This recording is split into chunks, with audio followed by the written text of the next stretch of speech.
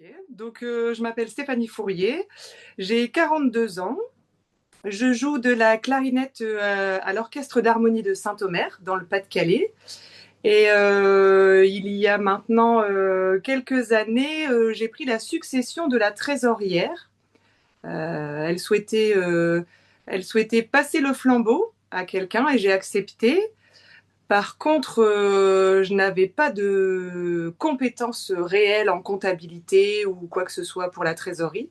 Du coup, je me suis lancée dans la formation qui s'appelait à l'époque le CFGA. Et, je ne voulais pas accepter la fonction sans avoir un minimum de connaissances et pour pouvoir bien accomplir la mission qui m'était confiée, je voulais absolument être un petit peu formée, quoi. Je ne suis pas Mhm. comptable de formation. J'ai oublié de le dire, dans la vraie vie, je suis institutrice. En premier temps, les premiers modules, ça concerne principalement le cadre légal de fonctionnement d'une association.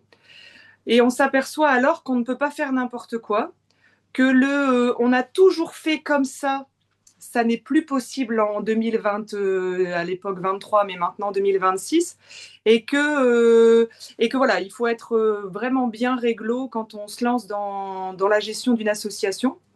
Et puis je dirais qu'après le module concernant la comptabilité, forcément m'a apporté beaucoup puisque c'était le pourquoi j'entrais en formation. Ça rend crédible la place que tu occupes dans l'association. En fait, d'avoir été formée aux yeux des gens de ce fait-là, on se dit, bon, elle a un bagage, elle fait pas ça sans avoir de connaissances. Personnellement, tout ce qui est gestion financière, j'y ai vraiment appris beaucoup.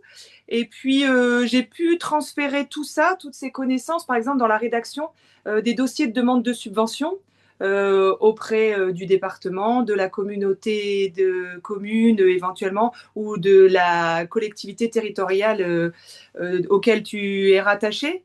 Ça, c'est vraiment un plus en compétences que je n'avais pas avant et que j'ai su faire après la formation. Tout ce qui est administratif, tu sais, dans la vie associative, ce qui compte, c'est surtout le relationnel, la joie d'être ensemble, de pratiquer la musique ensemble. Mais la partie administrative, hein, c'est pas que ça gratte un peu, mais il y a toujours un peu d'appréhension à l'idée de se lancer dans les différentes démarches. Et avec le CFGA, tout ça devient beaucoup plus clair et on se rend compte que c'est faisable, c'est facile après. Une fois qu'on Mhm. a les bons mots, qu'on comprend ce qu'un dossier de demande de subvention souhaite, tout ça. Après, tout s'éclaire après la formation. Tout simplement, il faut se lancer. C'est vraiment un plus pour la vie de tous les jours parce qu'on y travaille aussi les développements du projet associatif, tout ça.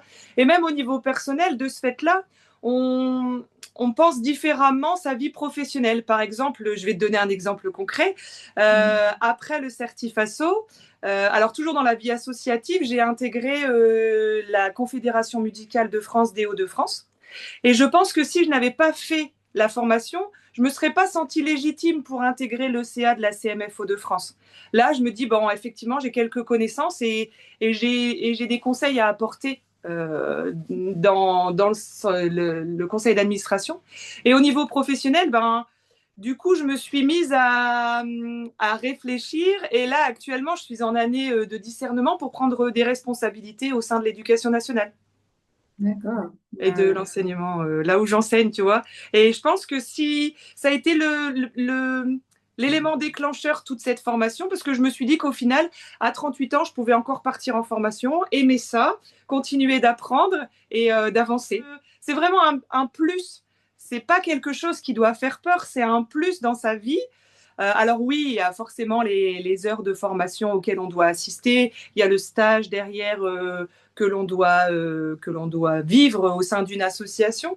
Mais après, il y a un retour sur investissement où tout s'éclaire dans sa pratique associative après.